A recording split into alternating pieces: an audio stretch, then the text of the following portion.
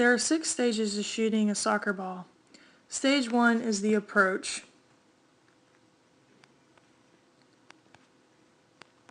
Here we see the athlete coming at a slight angle towards the ball, anticipating a shot. Stage 2 is the planting of the support foot.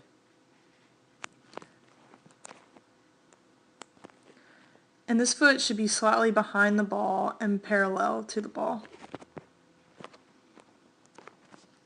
The third stage is loading of the kicking leg. The hip here is extended and the knee is flexed. Stage 4 is the swing phase, where the hip of the plant leg rotates and the hip of the kicking limb initially begins to flex, bringing the thigh forward, and the knee is remained flexed. The hamstrings and quads begin to decelerate. Stage 5 is ball contact. The hip is still being flexed while the knee begins to extend. The foot is in plantar flexion at the site of contact with the ball.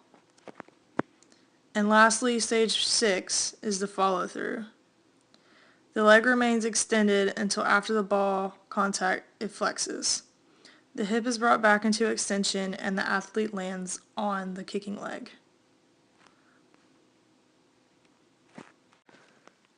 Initiation of forward motion occurs when the pelvis starts to rotate around the support leg.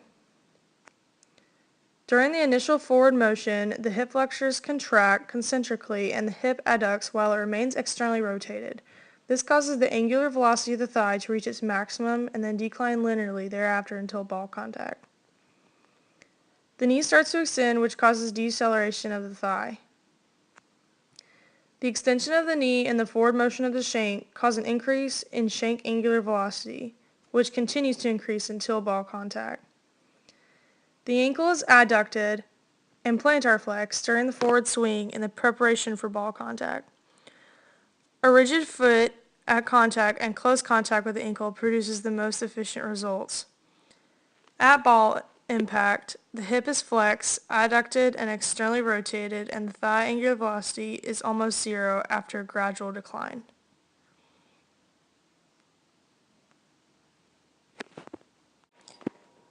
Depending on where the ball is kicked, in this case the ball is on the ground, so the ball begins on the x-axis.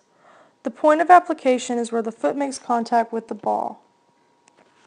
Depending on where the athlete would like to place the ball in the net, they can either strike in the middle of the ball for a ground ball or loft the ball in the air by striking just below the center line.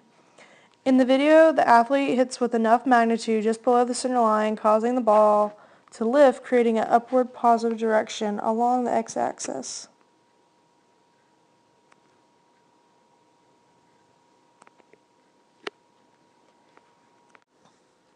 The important factor of shooting is to square your hips towards the goal upon ball contact. This helps provide a more accurate shot and helps reduce injury when swinging the leg. In the video we can see the first shot, her hips are swung out away from the goal, and the second video, her hips are pointing towards the net. The player has more stability in this position. The ball should be shot with the laces of the foot, and the torso and the knee should be leaning forward over the ball.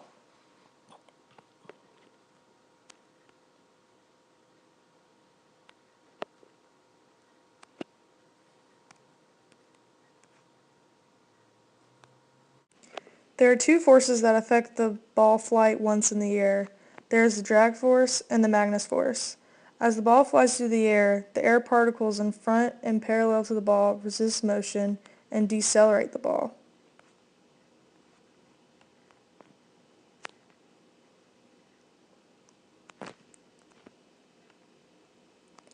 As the ball flies through the air, there's air particles coming in from the side and from the front of the ball, pushing the ball back. But in this case, as you can see, the athlete applies a spin on the ball, which causes a lift.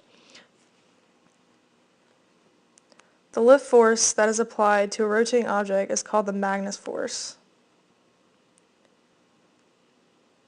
As the ball spins counterclockwise, the Magnus force pushes the ball to the left, giving the appearance that the ball curves. This is called the Magnus effect.